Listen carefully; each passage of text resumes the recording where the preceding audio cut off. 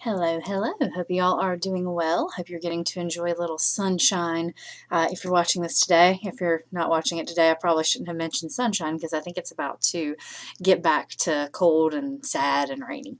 At any rate, congratulations, you made it through another week. I have, I believe, returned all of the ad evaluation essays. If you have a grade of a 1, that means that you did not submit the assignment correctly, and there should be some comments in the grade center telling you what it is you need to do. Typically, it's either it wasn't submitted to turn it in or it wasn't submitted to the assignment link, etc.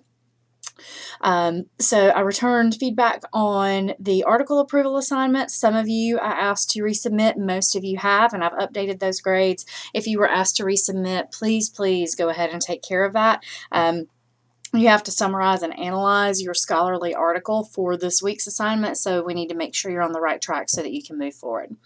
So the article evaluation is the assignment that we're working on now. I asked you to choose a scholarly and popular article on the same topic. For now, put the popular article away. We are just working on the scholarly article.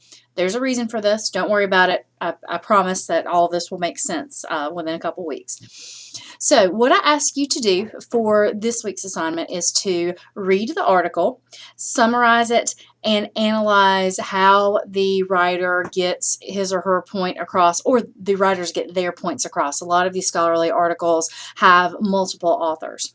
So for the summary, you want to condense this down just to the main points, the most important information. I often tell students, imagine that we're sitting in a classroom and you didn't do the reading last night. If this article was the reading and you didn't do it, what would you want your classmate to tell you so that you could pretend you were prepared for class discussion? Does that make sense? Now, don't just go to the abstract. You need to actually read the full article.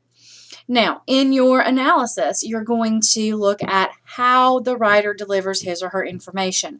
A trap that students sometimes fall into is trying to turn this into a research paper where you just report the information that they discussed. But what you're being asked to do here is to look at the rhetorical features. That is how they deliver that message.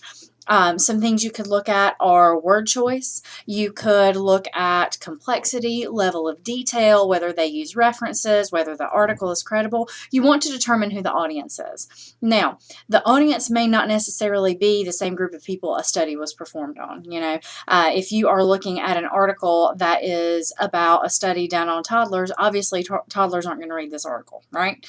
So you need to see who it is that they're directing their information to. In a lot of cases, it's going to be other scholars, it's going to be people who work in their field, but you will determine that based on your analysis. In your analysis, you are going to need to bring in some evidence from the text to support your points. If you say they use complicated wording, give us an example of that.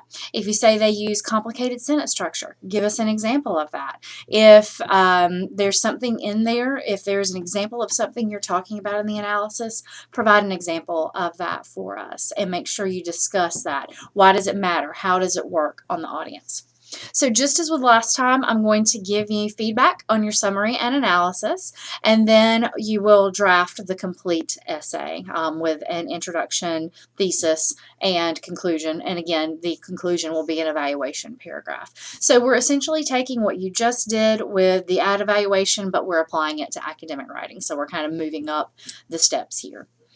I hope that's helpful. If you have specific questions, please let me know. I know I need to go over commas with you all, and that's on my next Collaborate video agenda. If there are any other things you want me to cover, please let me know. So I will have an eye on my email. If you need help, I'm here. Y'all take care.